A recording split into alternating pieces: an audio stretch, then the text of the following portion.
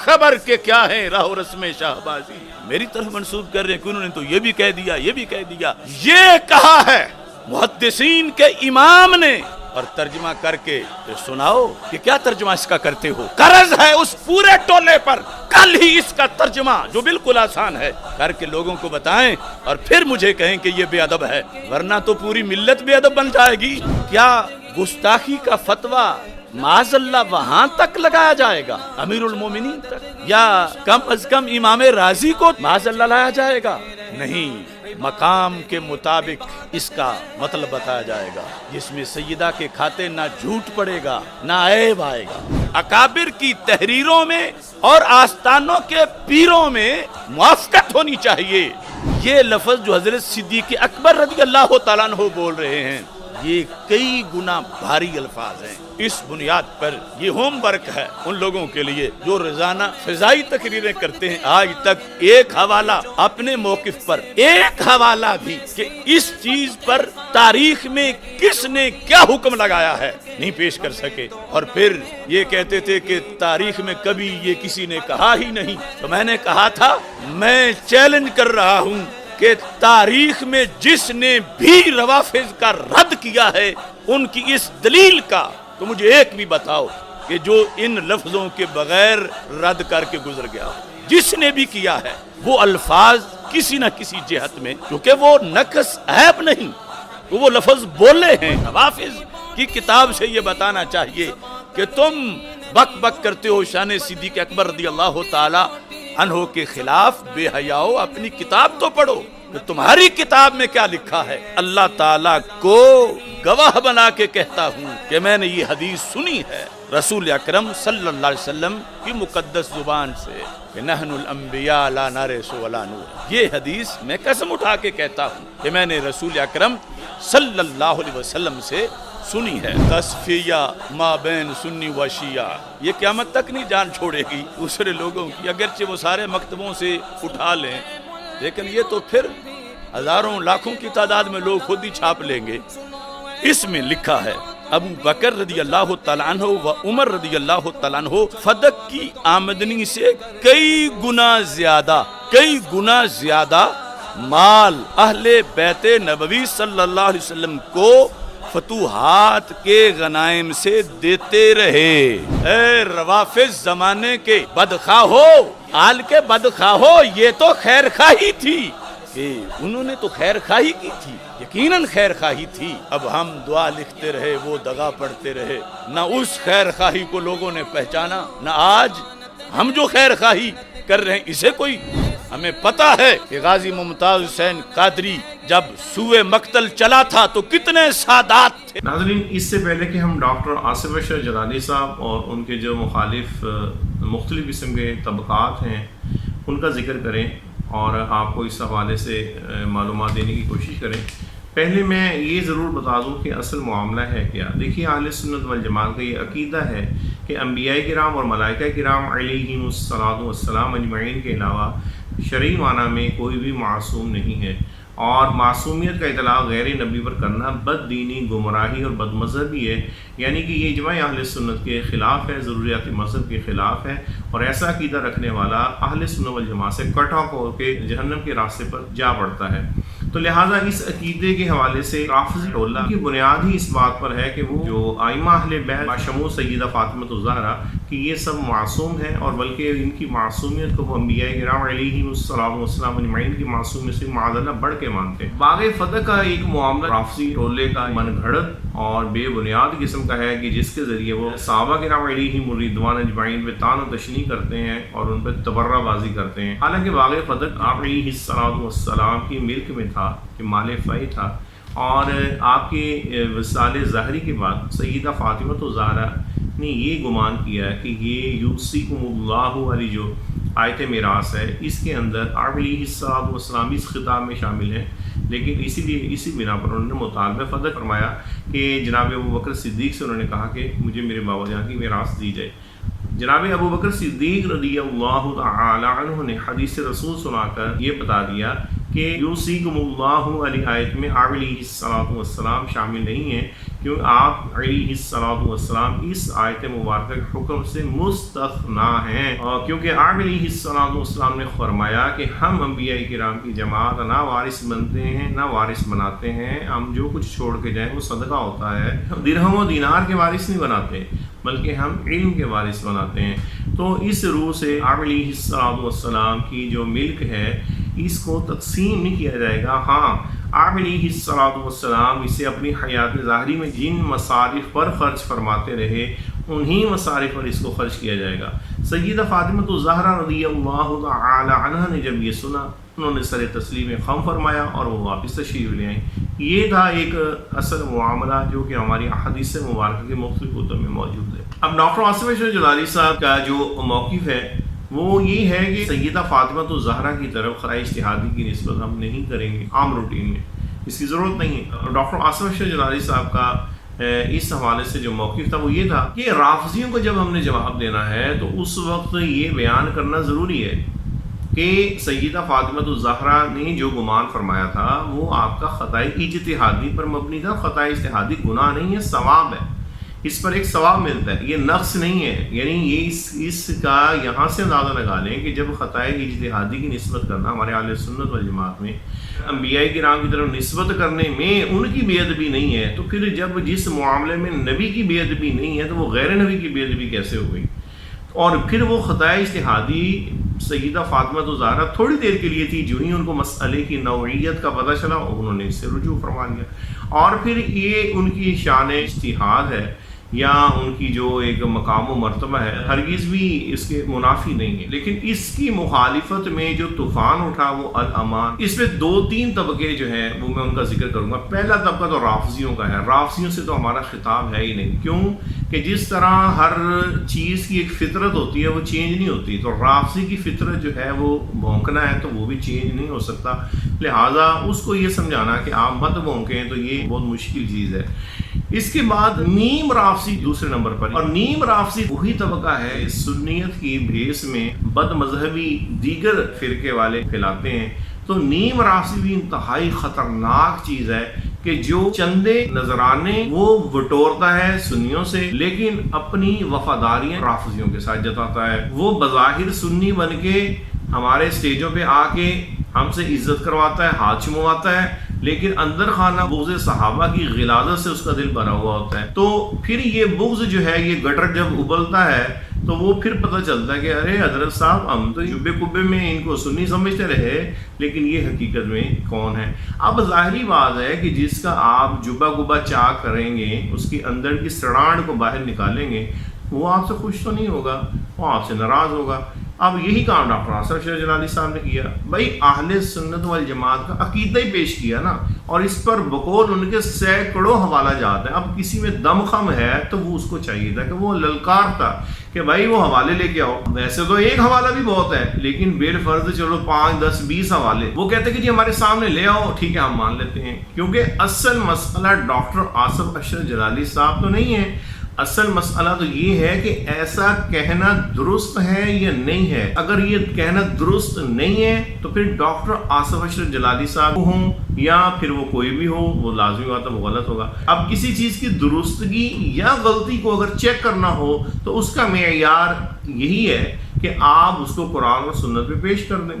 اگر قرآن و سنت میں آپ کو صراحت نہیں ملتی تو آپ اس کو اکابرین امت کی بارگاہ میں پیش کر دیں کہ اکابرین امت اس اعتبار سے استدلال جو قرآن و سنت سے انہوں نے کیا، اس بات کو وہ جائز سمجھتے ہیں یا نہیں سمجھتے، اور اگر جائز نہیں سمجھتے تو پھر اس پہ حکم شرع کیا ہے؟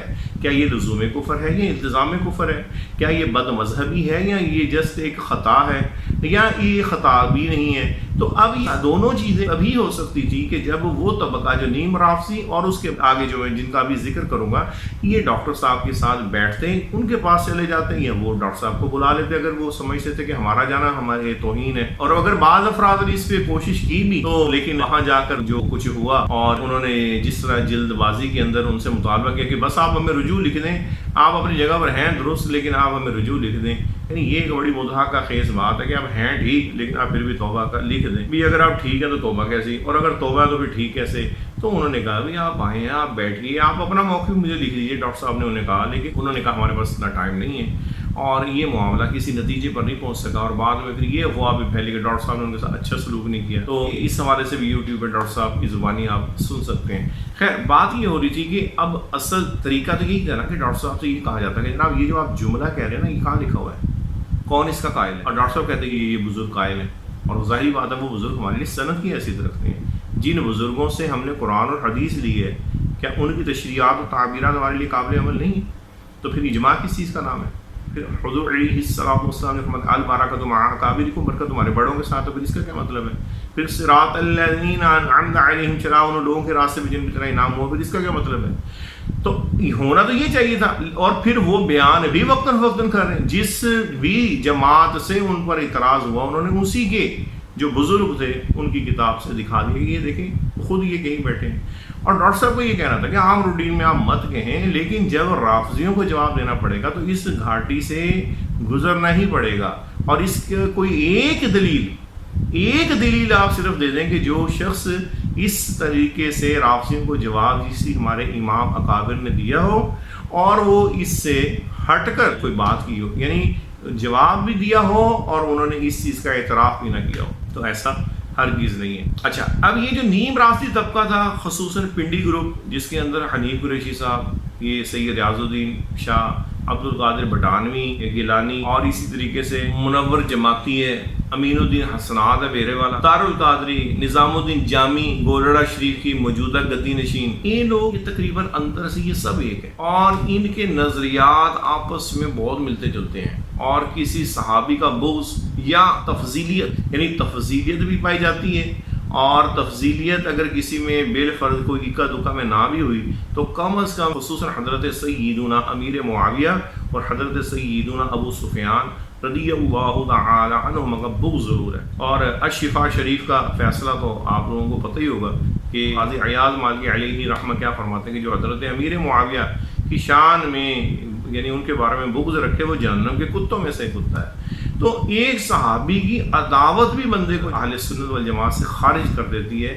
چہ جائے گا کہ عقیدہ خلافت ہے جناب ابو بکر صدیق، اس میں تفضیلت کی جائے، یعنی یہ کہا جائے کہ جی سیاسی طور پر حضرت ابو بکر صدیق ہیں خلیفہ اول، اور روحانی طور پر مولا علی پاک ہیں، ہرگز نہیں، یہ اہل سنت کا ہرگز عقیدہ نہیں ہے۔ جو یہ عقیدہ رکھے وہ بھی بد مذہب، گمراہ، بدعتی اور نار جہنم کا مستحق ہے۔ کیوں کہ علل اطلاق جب خلافت بلا فصل کا نام آئے گا تو صرف اور صرف سیدنا امیر المؤمنین ابو بکر صدیق رضی اللہ تعالی عنہ کا ہی نام ہوگا، اور اسی پر اجماع صحابہ ہے، اور اسی پر اجماع اہل سنت ہے۔ تو اس کے اندر کچھ لوگ خلافت کا انکار کرتے ہیں، کچھ لوگ اس کو کیٹاگرائز کرنے کی کوشش کرتے ہیں، جیسے طاہر القادری، جیسے پیر نصیر الدین جیسے لوگ، بلکہ سید اسد صاحب نے آج سے کئی سال پہلے اس کے بارے میں یہ کہا بھی تھا کہ یہ شخص اپنی آخری زندگی میں، ذرا سنیے سید اسد صاحب کی زبانی۔ ਤੁਹਾਡੇ ਚੋਂ ਕਈਆਂ ਨੇ ਮੇਰੇ ਨਾਲ ਨਾਰਾਜ਼ ਹੋ ਜਾਣਾ ਜਿਹੜੀ ਗੱਲ ਮੈਂ ਕਰਨ ਲੱਗਾ, ਲੇਕਿਨ ਮੈਂ ਕਰਾਂ ਕਿ ਜਿਸ ਮਨਸਬ ਤੇ ਮੈਂ ਬੈਠਾ ਇੱਥੇ ਸੱਚੀ ਗੱਲ ਕਰਨੀ ਪੈਂਦੀ। ਕਾਰੀ ਸਾਹਿਬ ਨੂੰ ਪੀਰ ਨਸੀਰ ਦਾ ਕਲਾਮ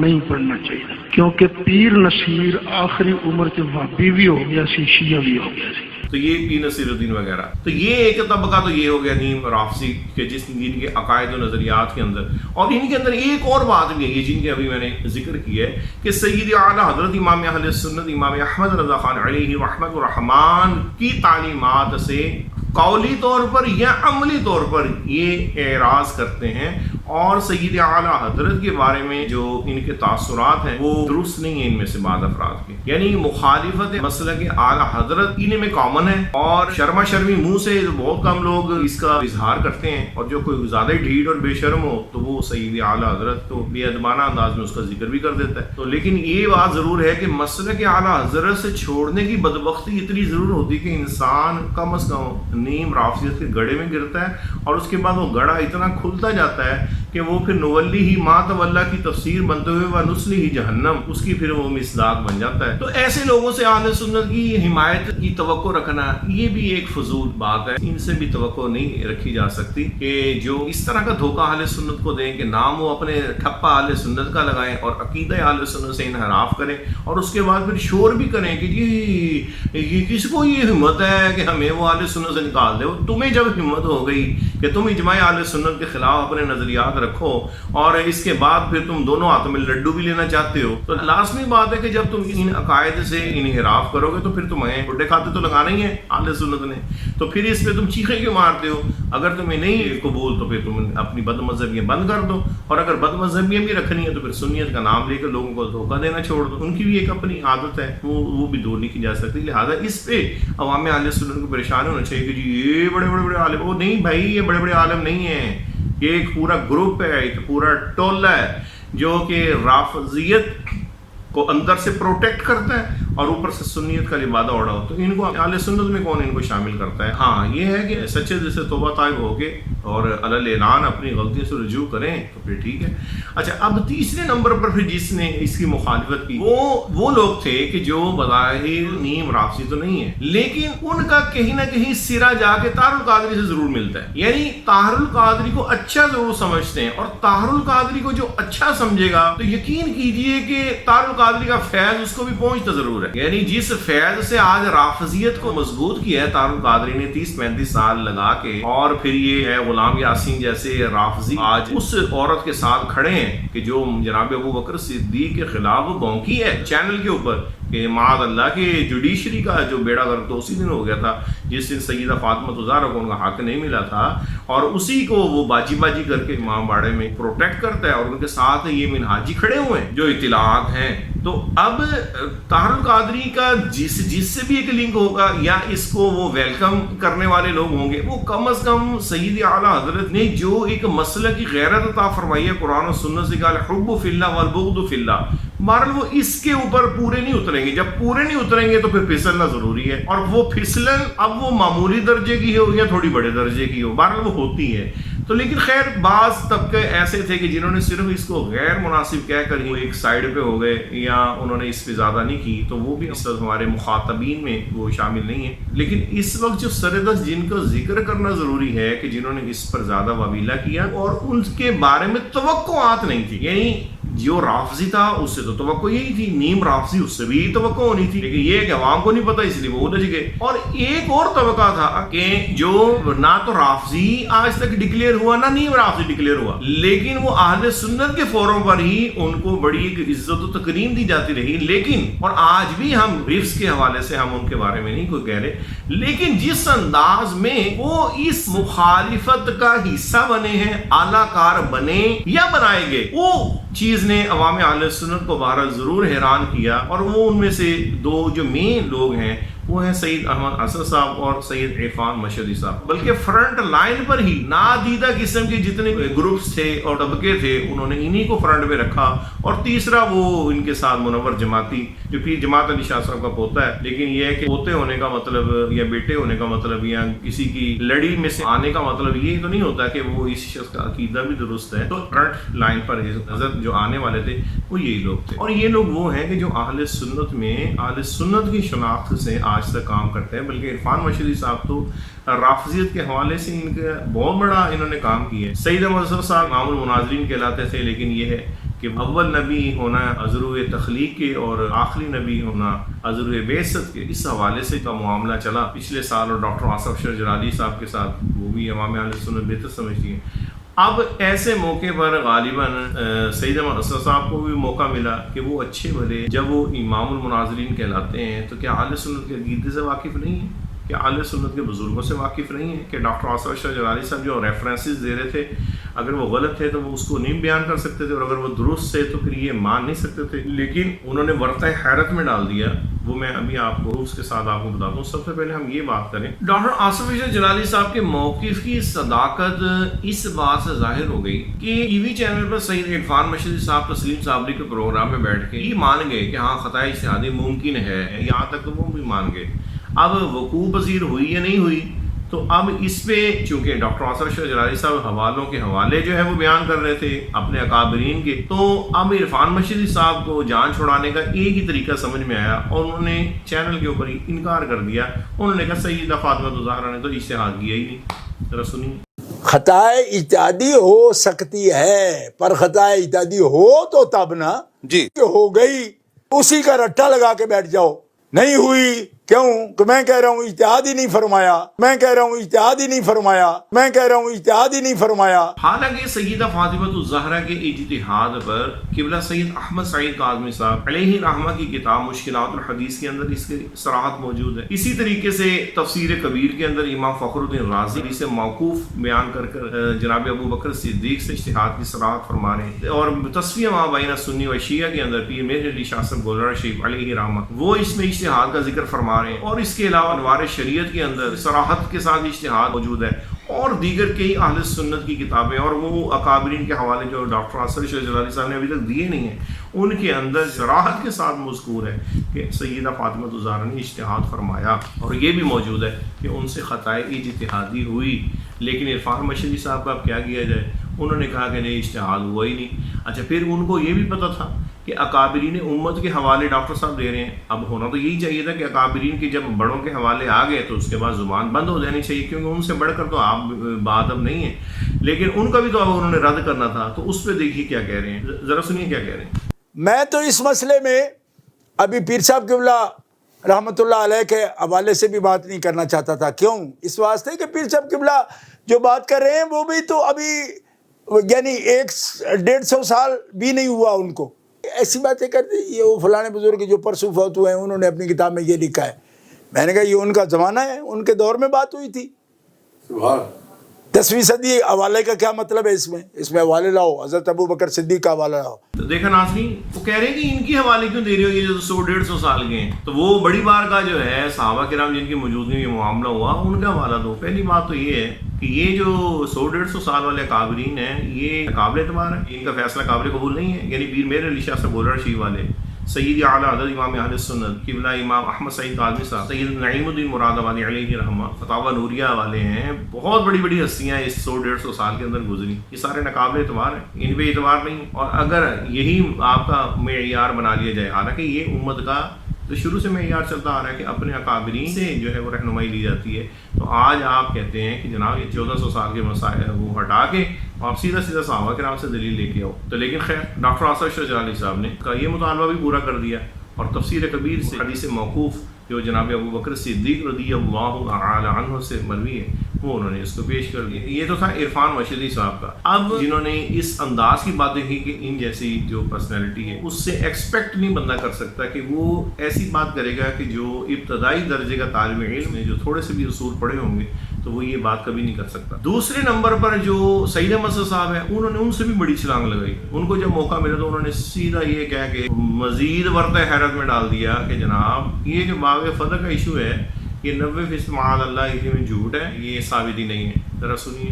میں انشاءاللہ کبھی بیان کروں گا نہ سیدہ مانگنے گئیں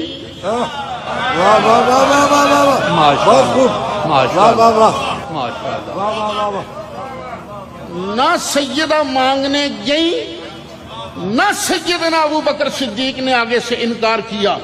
یہ ساری کہانی جو ہے 90% سے زیادہ جھوٹ ہے، جھوٹ پر مبنی ہے. چلو جی چھٹی ہوئی. یعنی کہ عرفان مشہدی صاحب کہتے ہیں کہ اجتہاد ہی نہیں کیا اور سید احمد صاحب کہتے ہیں کہ یہ واقعی نہیں ہوا. ہے نا حیرت کی بات. اور اس کے بین السطور کے اندر کیا چیز ہے کامن؟ وہ یہی ہے عاجزی، عجز. یعنی عاجز ہو گئے کہ ہمارے پاس جو ڈاکٹر آصف اشرف جلالی صاحب نے اکابرین امت کے دلائل ہے اس کا جواب کوئی نہیں ہے اور اس سے بھاگنے کی ایک ہی صورت ہے. پہلی بات تو یہ کہ اجتہاد کا انکار کرو. نمبر 2 سید حضرت صاحب نے کہا کہ یہ واقعی درست نہیں ہے اور اس پہ عرفان مشہدی صاحب بھی قریب بیٹھ کے گردن ہلا رہے ہیں. یعنی ان کو بھی ہے. ساری زندگی بیان کرتے رہے. 1400 سال سے کتابوں میں، تاریخ کی حدیثی کتابوں میں، سیاستہ میں، 20 کتب حدیث میں مختلف انداز میں اس کے مختلف الفاظ سے اس کی روایات موجود ہیں. اور پھر یہاں تک بات جو تھی سو تھی. اب جس عقیدے کی حفاظت ڈاکٹر آصف اشرف جلالی صاحب کر رہے تھے کہ غیر نبی کو معصوم نہیں کہا جائے گا، اب خودگی میں ایک شخص اپنی تقریر کے دوران اس نے سیدہ فاطمہ الزہرا کو معصومہ کہہ دیا.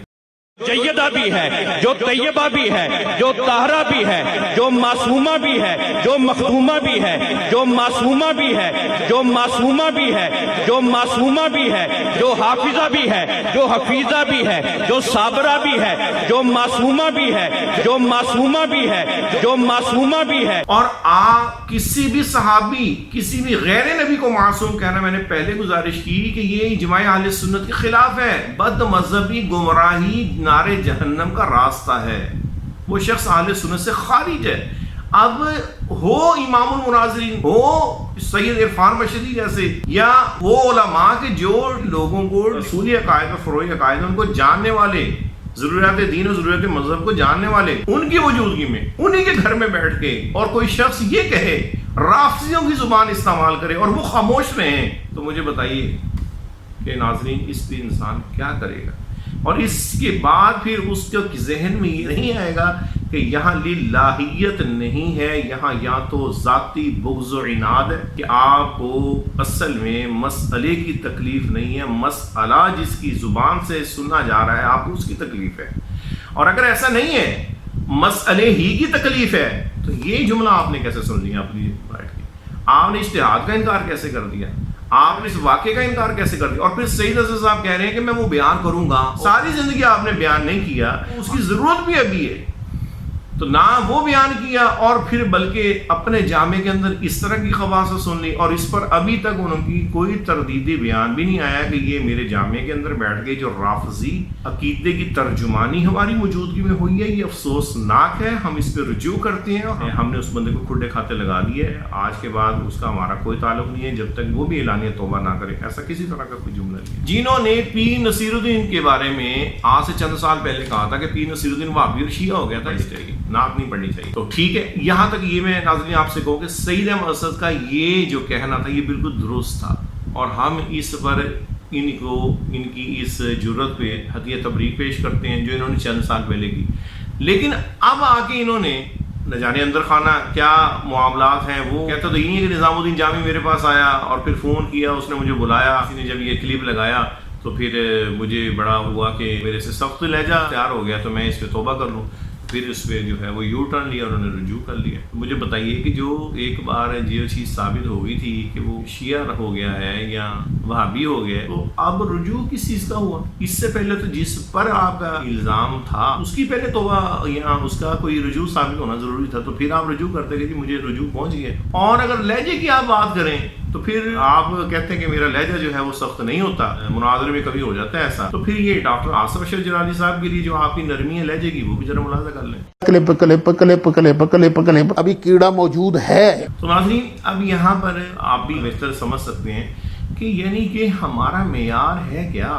ہماری شریعت نے ہمیں معیار دیا وہ تو یہی تھا کہ اللہ اور اس کے رسول پاک کے لیے بھی محبت ہونی چاہیے، اللہ اور اس کے رسول پاک کے لیے بغض ہونا چاہیے. اس میں ہماری ذاتیات کی تو کوئی حیثیت نہیں تھی. اگر درمیان میں کوئی اختلاف ہو جائے تو اس کے لیے بہترین طریقہ ہمارے اکابرین امت کی تشریحات ہے. یعنی جس امت کے ذریعے قرآن پاک ہمیں ملا، ہم نے تو نازل ہوتے نہیں دیکھا تھا، جس امت کے اکابرین کے ذریعے ہمیں حدیث رسول ملی، تو آخر جن اکابرین امت کے ذریعے ہم تک قرآن اور حدیث بالکل ایکوریٹ ہو کر پہنچا، صاف نکھرا ہوا، یعنی کسی طرح کی کمی کے بغیر، تو انہی اکابرین کی جو تشریحات اور تعبیرات ہیں اور پھر ان کے ساتھ وابستہ رہنے کا حکم دیا گیا، تو وہ کیا ہمارے لیے مشعل راہ نہیں تھی؟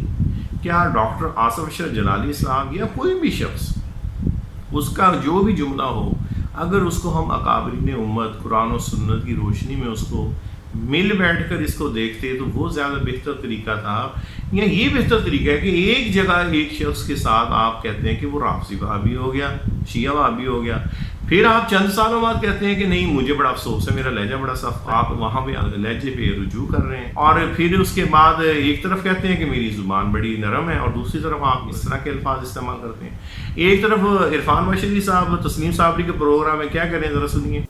سب لوگ سمجھ جاؤ کہ تشدد سے کچھ ہوتا نہیں، جی ہاں، افتراق سے نہیں.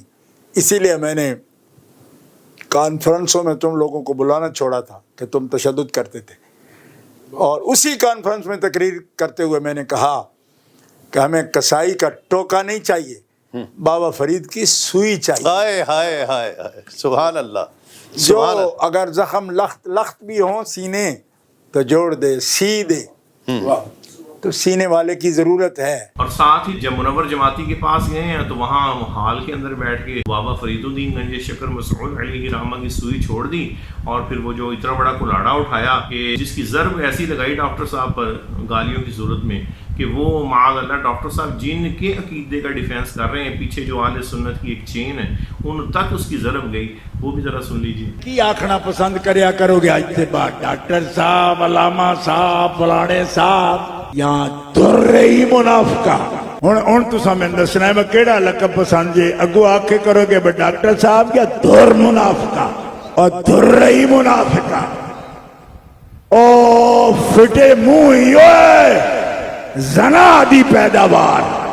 جس ڈاکٹر صاحب آکھنا ہے وہ دے نال میری گل ہی نہیں، منافق آکھنے جس نو یا ولد الزنا آکھنا ہے یا حرامی بچہ آکھنا ہے، اے دے وچوں چن لو، او لفظ تساں بولنا ہے تے ہن توبہ دا انتظار اساں کوئی نہیں کر، ڈن ہو گیا وہی ڈن ہو گیا، حرامی بچہ، کچا بچہ تے کھولاں گا اللہ چھٹا چٹھا، کچا پکا۔ تو اب مجھے بتائیے ناظرین کہ کیا مسئلہ یوں حل ہوتا ہے؟ یعنی دلیل کے مقابلے میں اگر کوئی غلیظ زبان استعمال کی جائے تو کیا اس سے یہ سمجھنے میں آسانی نہیں ہوتی کہ مسئلہ جو ہے ڈاکٹر آصف اشرف جلالی صاحب بالکل درست ہے، کیونکہ رد تو دلیل کا دلیل سے ہونا چاہیے تھا، اور پھر صرف ڈاکٹر آصف اشرف جلالی صاحب کیوں؟ بھائی ڈاکٹر آصف اشرف جلالی صاحب کو بے شک نہ مانے اگر آپ کو ان سے کوئی عداوت ہے معاذ اللہ بالفرض والمحال، لیکن جو ان کا موقف ہے وہ اگر اکابرین امت بھی وہی بیان کر رہے ہیں تو پھر آپ شاہ سے بڑھ کر شاہ کے وفادار ہو کر کیا کہنا چاہتے ہیں؟ کہ آپ اکابرین امت سے آگے جانا چاہ رہے ہیں یا اکابرین امت کو گستاخ بنانا چاہ رہے ہیں؟ یعنی جو جملہ خطائے اجتہادی کا وہ انبیاء کرام کے لیے جائز ہے وہ غیر نبی کے لیے جائز کیوں نہیں ہے؟